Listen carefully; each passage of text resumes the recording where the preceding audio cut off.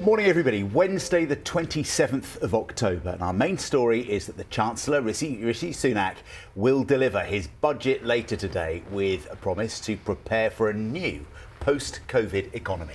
A number of policies have already been announced, of course, including NHS funding and a rise in the national living wage. But the government is under pressure to do more to help people struggling with the rising cost of living. Here's our political correspondent, Chris Mason. Rishi Sunak showing off his footwear and socks in a set of photos released by the Treasury of the Chancellor preparing for today. Chatting through the budget with his advisers, always with an eye to his image. His dog Nova even features, as do his snacks. But by the time we get to this moment later on, can the country afford this budget, Mr. Sunak? And him addressing the Commons, what will really matter is what it means for each of us. But his biggest question for him is how much is he going to have to spend on all of those public services, particularly the ones that have really suffered during the austerity years in a world in which the economy, I'm afraid, is smaller as a result of the pandemic than it would otherwise have been. A big issue for many right now is the cost of living and whether the government's upbeat language matches how things feel week by week for lots of people. This is going to be a brutal and a bitter winter for millions of householders who are not going to be able to bear the extra costs of heating their homes because of the price rises. The Chancellor today has got to match his fiscal responsibility with a bit of moral responsibility. In the last few days, loads of stuff about today's budget has already been announced. NHS England will get £5.9 billion to tackle the backlog of people waiting for tests and scans. £6.9 billion has been allocated to transport projects, including in West Yorkshire, the West Midlands and Greater Manchester. And the minimum pay rate for those aged 23 and over, known as the National Living Wage, will go up to £9.50 an hour from April.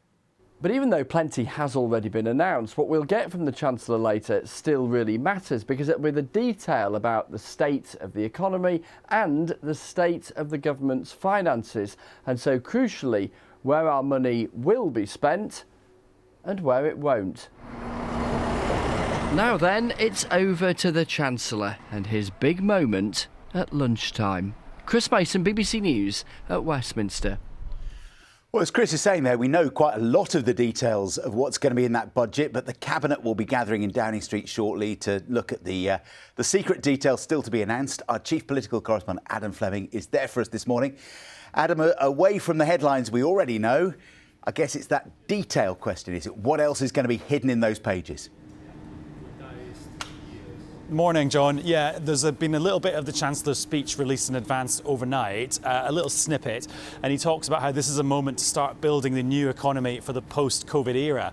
I think that is a clue, a fairly big, obvious clue, that the emergency period is over, which means less spending on the virus, but also that might mean a return to old-fashioned things like chancellors who want to eventually balance the books, which could eventually mean less spending or less generous spending on some other things. In terms of the details of what will be in the hundreds of pages of numbers that we get released today, because it's not just a budget, it's also a spending review which will spell out how much each government department will have to spend over the next 3 years. Lots of MPs looking out to see which towns and villages have got money from the new Levelling Up Fund. The idea there is that that's money that can be spent very quickly on visible projects that makes it look like the government is doing its main pledge of levelling up the country.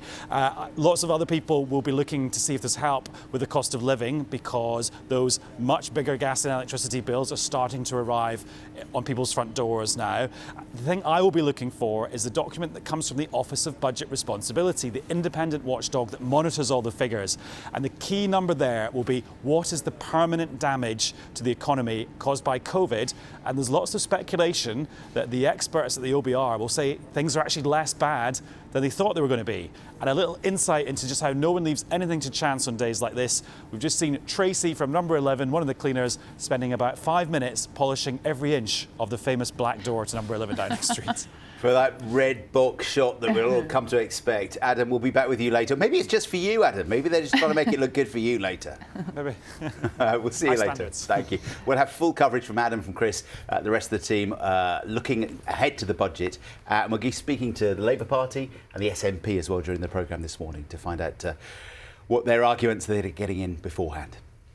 Now, the Queen will not attend next week's climate change summit in Glasgow following medical advice that she must rest. Yeah, the announcement comes a week after the 95-year-old monarch spent a night in hospital for preliminary medical checks. Buckingham Palace says she will address the delegates in a pre-recorded video message instead. James Reynolds has this report. On Tuesday last week, the Queen hosted a reception for business leaders at Windsor. The next morning, her trip to Northern Ireland was cancelled and she stayed overnight in hospital. Yesterday, she gently resumed her public schedule, a video audience with the new Korean ambassador. This was then followed by a palace statement. Her Majesty has regretfully decided that she will no longer travel to Glasgow to attend the evening reception of COP26. Her Majesty is disappointed not to attend the reception, but will deliver an address to the assembled delegates via a recorded video message. I'm quite sure what she's got at the back of her mind is that she wants to be absolutely fine and fighting fit on November the 14th, which is Remembrance Sunday. That is the most sacred day in her calendar. But I think to go to Glasgow to stand in a room full of coughing, wheezing delegates from all over the world is probably an engagement too far. Preparations for the climate change conference have been of keen interest to the Queen. We still don't know who's coming, she was overheard saying when opening the Welsh Senedd 2 weeks ago. We now know it won't be her. And so the Queen will now rely further on that useful pandemic tool, the video message or call. She won't get to meet the Glasgow delegates, but they will still get to hear from her. James Reynolds, BBC News. The coronavirus test and trace programme in England has failed to achieve its main objective of helping break chains of COVID transmission. That's according to a group of cross-party MPs this morning. The Public Accounts Committee says a number of the programme's aims have been overstated or not achieved, despite costing an eye-watering amount of money. Our health correspondent Dominic Hughes has this report. The performance of the test and trace programme in England has been under scrutiny for months. This assessment by MPs could hardly be more damning. The Public Accounts Committee, which examines value for money of government projects, says the programme's outcomes have been muddled and it hasn't achieved a number of its main objectives, despite costing the taxpayer millions. The NHS Test and Trace programme has been one of the most expensive health programmes delivered during the pandemic. It's cost £37 billion over 2 years, equal to nearly a fifth of the entire NHS England budget. When it comes to test results, just 14% of 691 million lateral flow tests distributed by Test and Trace were registered. And in periods of pressure, like December 2020, just 17% of people were receiving test results within 24 hours. We found it very difficult to see what it had achieved for the 37 billion. It set out very bold aims. It failed on many of its own terms. Crucially now, its responsibilities are in the new UK Health Security Agency, but that's still got quite a lot to prove. The main objective for Test and Trace was to help break chains of COVID-19 transmission and enable people to return towards a more normal way of life. Instead, England experienced 2 more national lockdowns and saw a dramatic rise in case numbers. The use of expensive private sector consultants who are meant to deliver the programme comes in for particular criticism. For all the eye-watering sums of money spent on Test and Trace, MPs say it's far from clear whether it will be a legacy system that's built to last, one that will be ready for the next crisis. Dominic Hughes, BBC News. Now, a week after a cinematographer was accidentally shot dead on the set of a Hollywood movie, it has emerged that the assistant director of the production had been previously sacked over gun safety violations.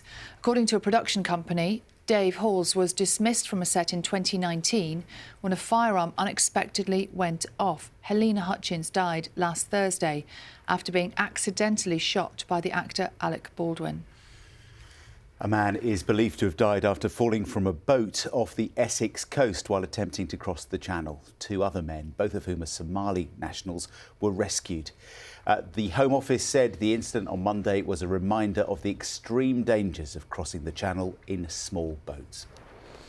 Water companies will face new rules to reduce the amount of untreated waste that is released into waterways during wet weather, following a partial government U-turn. Ministers say the new measures will force industries to make a progressive reduction in the sewage dumped into rivers. It follows pressure from the House of Lords and campaign groups after MPs originally rejected the proposal.